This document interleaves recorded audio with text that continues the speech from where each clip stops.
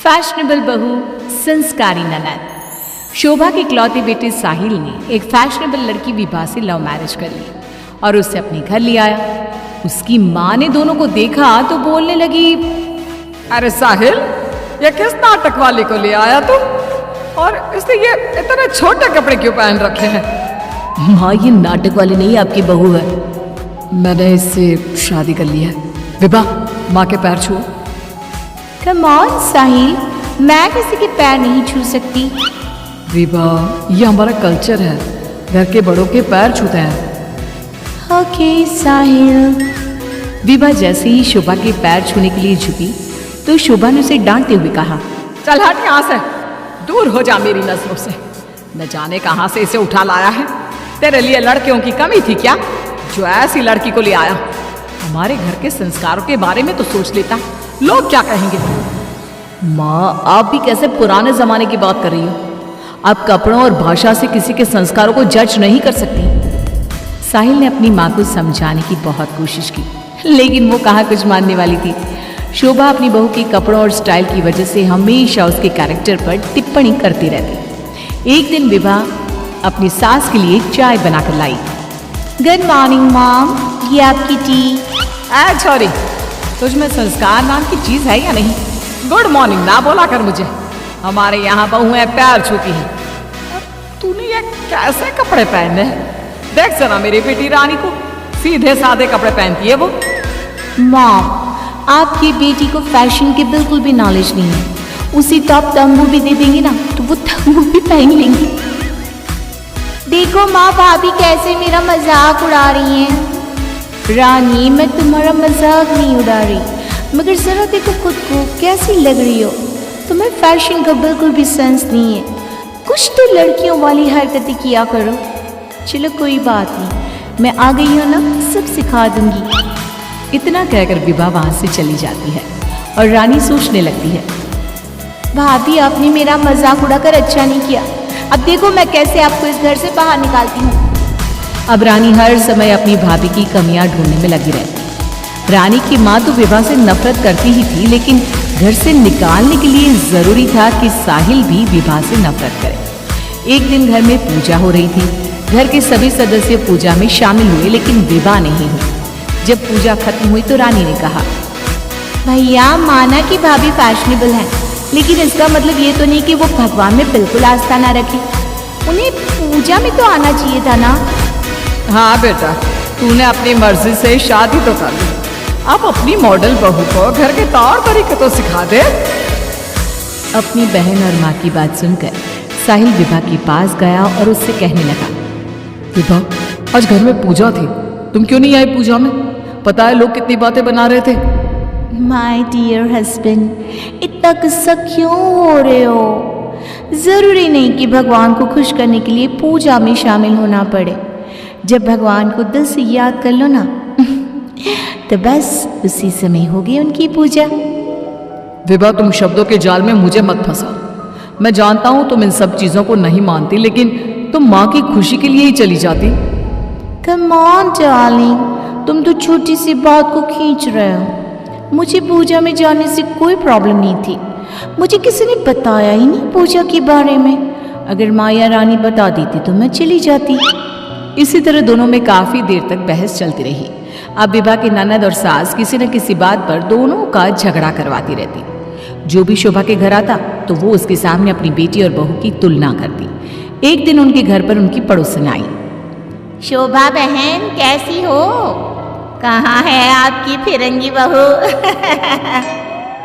अरे घूम रही होगी आधे कपड़े पहनकर कहीं। जब से आई है जीना हराम कर दिया है। शोभा बहन, वैसे जो भी हो, आपके बेटे साहिल ने ऐसी लड़के से शादी करके सही नहीं किया। आपके घर में सब कितने संस्कारी हैं। आपने अपनी खुद की बेटी की कितनी अच्छी परवरिश की है, और आपकी बहू, उसके तो पूरे मोहल्ले में चर्चे हैं। हाँ बहन, बात तो सही कह रही हो। एक मेरी बहू है जिसे ना बात करने का तरीका आता है, ना कपड़े पहनने की तमीज है, और एक मेरी बेटी है, संस्कारी, सुंदर, सुशील, सर्वगुण संपन्न है मेरी बेटी। आप तो जल्द से जल्द बस अपनी बेटी की शादी करने के बारे में सोचो। कहीं ऐसा ना हो कि आपकी बहू के चक्कर में आपकी बेटी से कोई शादी ही ना करे। पड़ोसन की बात शोभा के दिमाग में बैठ जाती है और वो रानी के लिए रिश्ता ढूंढना शुरू कर देती है। एक दिन शोभा की तबीयत अचानक खराब हो जाती है। माँ, क्या हो गया है आपको? आप दिन भर अपने कमरे में लेटी क्यों रहती हो? अरे पता नहीं बेटी क्या हो गया है, कई दिन हो गए बुखार आ रहा है।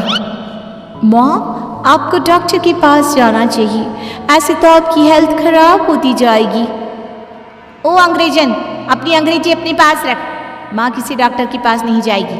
मैं अभी माँ को काढ़ा बना कर देती हूँ, माँ बिल्कुल ठीक हो जाएंगी। लेकिन रानी, डॉक्टर ब्लड टेस्ट करके बता देगा कि मॉम का फीवर क्यों नहीं उतर रहा।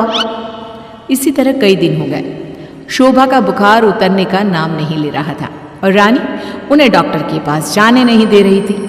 एक दिन विभा रानी को बिना बताए शोभा को डॉक्टर के पास ले गई। शोभा को 4-5 दिन हॉस्पिटल में रहना पड़ा। इसी बीच विभा ने अपनी सास की बहुत देखभाल की, लेकिन रानी एक बार भी अपनी माँ से मिलने नहीं आई। बहू, मेरी इतनी ज्यादा तबीयत खराब थी, लेकिन रानी मुझसे एक बार भी मिलने नहीं आई। डोंट वरी मॉम, घर में कोई नहीं है ना, तो वो घर में ही रहती है। अब डॉक्टर ने बोला है कि आप घर आ सकती हैं, तो अब ज्यादा सोचिए मत। अब शोभा को पहली बार अपनी बेटी और बहू के संस्कारों के बीच का अंतर पता चला। शोभा अपनी बहू को प्यार करने लगी। एक दिन शोभा ने विभा से कहा, बहू, आज शाम को लड़के वाले रानी को देखने आ रहे हैं। रानी और तुम बाजार चली जाओ, खाने का कुछ सामान और रानी के लिए अच्छी सी साड़ी लेकर आना। माँ, मैं भाभी के साथ नहीं जाऊंगी। वो साड़ी दिलाने की जगह कोई स्कर्ट या जींस दिलाकर ले आएंगी। बहू, तो इसे साड़ी ही दिलाकर लाना, ठीक है कि माँ। रानी और विभा मार्केट के लिए निकल जाती हैं, लेकिन रास्ते में बहुत ट्रैफिक था। पूछने पर पता चला कि एक कार का एक्सीडेंट हो गया है।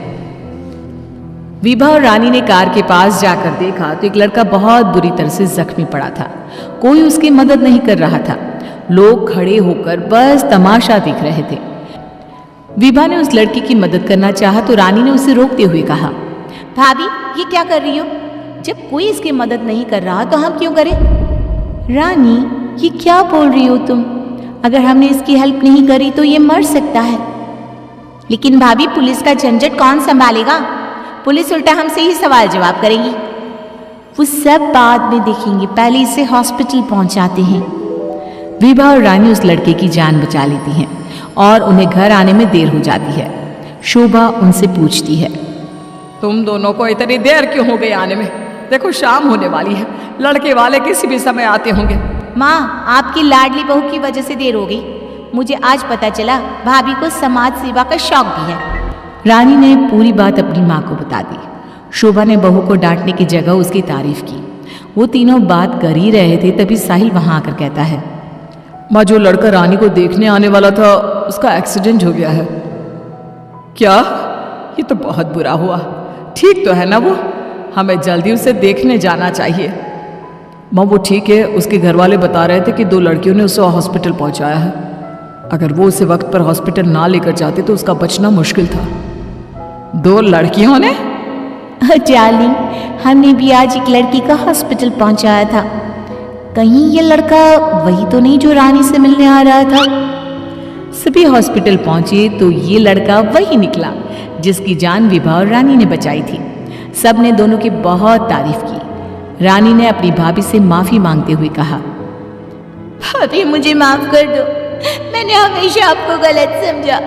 अगर आप ना होती तो मैं कभी भी किसी अनजान आदमी की मदद ना करती। डोंट क्राई डियर, हमें अच्छे काम करते रहने चाहिए।